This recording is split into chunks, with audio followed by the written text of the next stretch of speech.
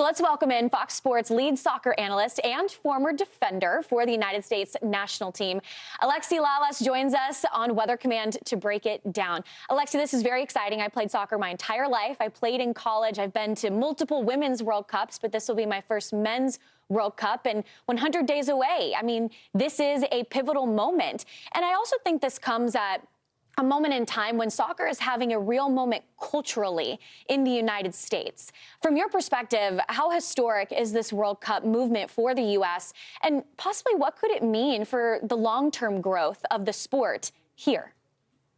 Well, first off, thank you for having me. Nothing gets my juices flowing more than water vapor talk in the early morning here in Los Angeles. I love that. By the way, I respectfully disagree. I prefer to walk in the the 60s, like, 68ish and stuff like. I know you said 70s, the low 70s, but I'm a 60s guy when it comes to the walking temperature that I want. Yes, listen, 100 days out from this massive and historic tournament, as you mentioned, the largest World Cup in history. I think it's not only going to go down as the biggest World Cup in history, but one of the biggest cultural events in history. As you mentioned, 104 games, 48 teams. But really what is in the offing here is a celebration and an opportunity and a responsibility. Celebration, all of this is happening, not for nothing, on the 250th birthday of what I feel is the greatest country in the world. And this opportunity to kind of bring people together into this soccer tent. And people that are into soccer, yeah. But more importantly, from my perspective,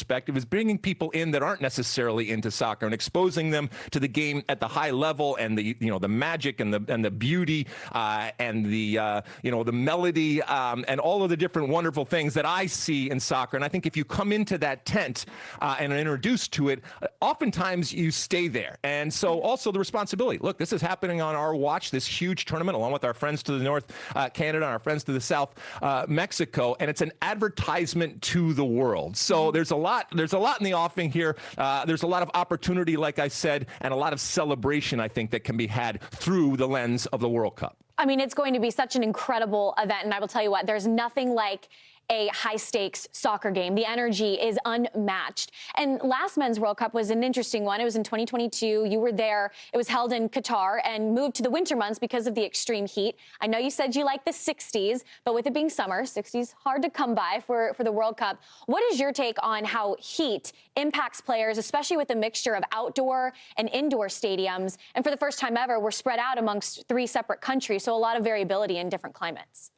Yeah, you hit the nail on the head here. It's interesting because, back before you were born, back in the 1900s in the previous century, when I was running around in the 94 World Cup, we actually played the first World Cup game ever indoor in the old, rest in peace, the Pontiac Silverdome right outside of Detroit. Now, it was a domed stadium, but it was not climate controlled. This World Cup, we have 4 stadiums that are climate controlled that are indoor. When you look at Dallas, Atlanta, Houston, Vancouver, you could even say 4.5. I'm here in Los Angeles. SoFi is an outdoor stadium technically, but it does have a roof. Now, you mentioned the weather. Weather is absolutely going to be a talking point this summer. There is a huge difference in terms of the toll that it takes on players if you're playing, for example, in Atlanta, in, as I said, a climate-controlled covered stadium. You don't have to deal with the elements, whether it's the temperature or whether it's the rain, thunderstorm, lightnings, delays, all that kind of stuff, as opposed to a player that plays 90 minutes in a game down in Miami in the middle of summer. It's hot all across the country, as you guys know better than I do. It's hot all across the country. It's going to be hot in all 3 countries, and those outdoor games are going to take a toll on the players. So we're really going to watch the teams that are playing indoor versus the teams that are playing outdoor. Well, you played in the 1994 World Cup, which was hosted by the U.S. And so in your opinion, how much of a home field advantage does that give the U.S. men's team? And especially with this being the 250th anniversary of, I agree with you, the best country in the world, how much of a driving factor is that going to be to maybe get a historic win for the team? Yeah, so there's nothing better than a World Cup except one thing, and that is a home World Cup. There is something magical, and if you can harness that, I think you can do great things. I mean, look, we've seen when it comes to baseball, obviously very recently when it comes to hockey, I think America wants to celebrate, and I think they want to celebrate, as we mentioned, on our 250th birthday. But just in general, I think they want to celebrate this great country with the flaws that we all know, but this wonderful country, I think through sports and through the lens, for example, of this World Cup, you can celebrate your team. And I think that that's going to be, a fun part of this summer. And there's reason to celebrate, as we mentioned, because of the size of the World Cup, also because of the talent that we have when it comes to this team. Wonderful players that are playing at some of the best teams and leagues in the world, and we should have higher expectations. Our women, you mentioned you watched and been to women's World Cups. We are chasing the women in terms of being champions. We are not at the elite level yet, but you can do great things. And oftentimes when you have all of these things coming to bear in terms of a World Cup and a home World Cup, again, if they harness it correctly, I think people will come into that tent, they'll stay in that tent, and they will support this team as they go through this World Cup. Absolutely. I mean, I think the audience acts as an extra player, an extra defender, just giving you this push and pride for your country. With the U.S. men's national team right now in their group play, they're slated to face Paraguay and Australia, and then also a to-be-determined UEFA playoff winner. What is the expectation for the U.S., at least in the group play, the games we can confirm? Do you think that they'll be making it out of group play? And who exactly do you think could take on that fourth spot in their group?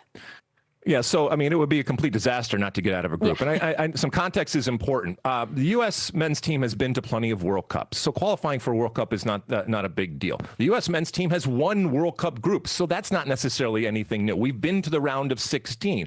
We're trying to get to the elite rounds, where you get into the quarterfinals, the semifinals, and obviously to win a World Cup. You gotta grab a hold of that magic that we talked about. Now, because of the size of this World Cup, after group play, it's round robin, as you mentioned.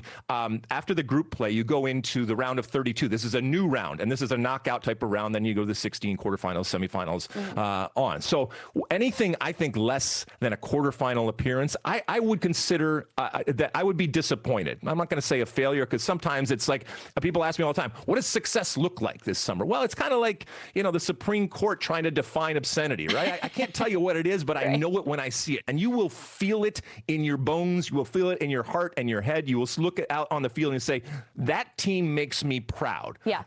As it relates to the scoreboard, maybe not, or just the actual play of the individuals and the team in general. And if it makes you proud, then I think that's a success. Yeah, I mean, it's just having pride in your country and pride in the players who represent you. I was at the Women's World Cup in Canada and in France. Both times the U.S. women took the cake, but in Australia, maybe more of a disappointing finish there. So we'll be rooting on the men's team for sure here on home soil. But I did want to just shoot a couple rapid fire questions at you. Okay. The first one is, who and what is the biggest X factor for Team USA?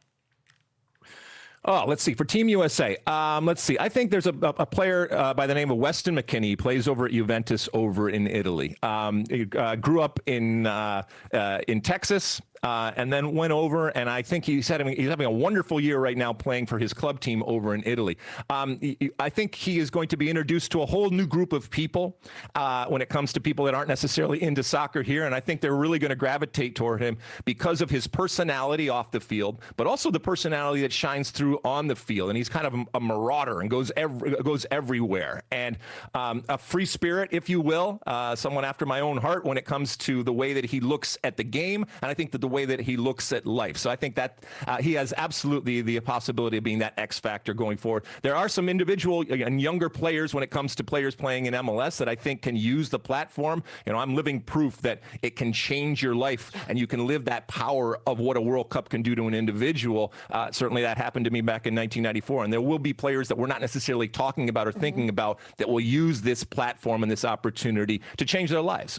Yeah, I mean, I remember I was watching Sydney Leroux, and very much an underdog player. She came out against, I believe they were playing Canada with the USA, just was incredible. And we've seen her career trajectory so far. My next question is, what is the one city that you think will surprise people with the atmosphere?